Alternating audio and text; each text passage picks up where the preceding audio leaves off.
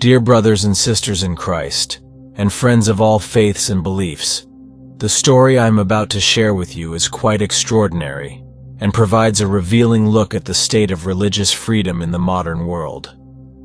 The central figure of this story is none other than Cristiano Ronaldo, the most famous soccer player in the world.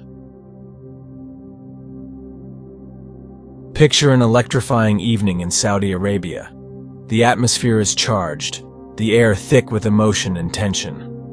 Al Nassr and Al Shorta, two of the strongest teams in the Arab Champions League, are facing off in a crucial match. The stands are packed. The spectators are on the edge of their seats. The scoreboard reads 0-0, and time seems to be ticking away with no change in sight. Into this setting, Cristiano Ronaldo springs into action. With agility and skill that only he possesses, he dribbles past opponents and evades risky tackles until he's taken down in the penalty box. The referee, without hesitation, calls for a penalty kick. Ronaldo picks up the ball and places it on the spot with the care of an artist in front of their canvas. He takes a few steps back, appears to reflect for a moment with his eyes closed, as if mentally preparing himself. Then he runs up and kicks. The ball, with a trajectory as accurate as a laser beam, zips into the bottom right corner of the net, eluding the outstretched hands of the opposing goalkeeper. It's a goal that not only seals a win for Al Nassr, but also catapults them directly into the final. But what happens next is as significant as the goal itself. Before his iconic victory scream reverberates through the stadium, Ronaldo makes the sign of the cross. It's a quick, almost instinctive gesture, a conditioned reflex honed by years of religious practice and faith. In that moment, Ronaldo is not just a soccer player who has just scored. He's a man giving thanks to God for a favorable outcome, a man of faith acknowledging divine providence in his life. Now, anywhere else, this gesture would pass as an act of personal devotion, probably overlooked or barely noticed. But this is not anywhere else. This is Saudi Arabia, a nation where Islamic law is strictly enforced and where the public practice of Christianity is strictly prohibited. In this country, it is not allowed for non-Muslims to pray publicly, let alone make such a distinctively Christian sign as the sign of the cross.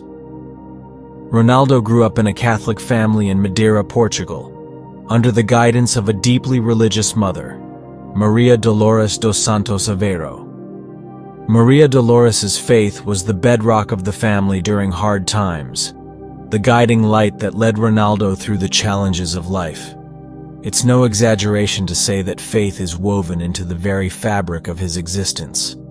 The story of his birth, in fact, is a clear example of how faith can intervene in the course of events. Maria Dolores, due to adverse circumstances, had been advised to abort multiple times. Yet her faith gave her the strength to continue with the pregnancy, convinced that if God wanted that child to be born, then there must be a divine plan for him. And who could say she was wrong, given the global phenomenon that Cristiano Ronaldo has become? The issue becomes even more intriguing when considering the broader context. In 2017, Real Madrid removed the cross from the club's crest out of respect for Arabs. Other athletes have faced much graver consequences for publicly expressing their Christian faith in Muslim countries. For example, Juan Pablo Pino, a Colombian soccer player, was arrested in Saudi Arabia for having a tattoo of Jesus. Ronaldo's act could have far-reaching repercussions beyond what one might imagine. We're not talking about just any soccer player. We're talking about one of the most influential figures in the world of sports and, broadly speaking, global popular culture. His sign of the cross is not just a personal act of faith, but an act that raises questions about religious freedom, tolerance, and human rights in a country with a poor record on all these fronts. Therefore, Ronaldo's gesture becomes a powerful symbol in this context. It's a silent act of defiance, a cry for freedom in a land where religious freedom is almost a non-existent concept. It is a tangible sign of the tension between man's law and God's law, between earthly rules and divine ideals. Ronaldo, probably without even realizing it, has lifted the veil on a much larger and more complex debate that concerns not just him, but all of us, regardless of our faith or lack thereof. It's a debate about the freedom to express what we believe, to live according to our conscience, to be truly free.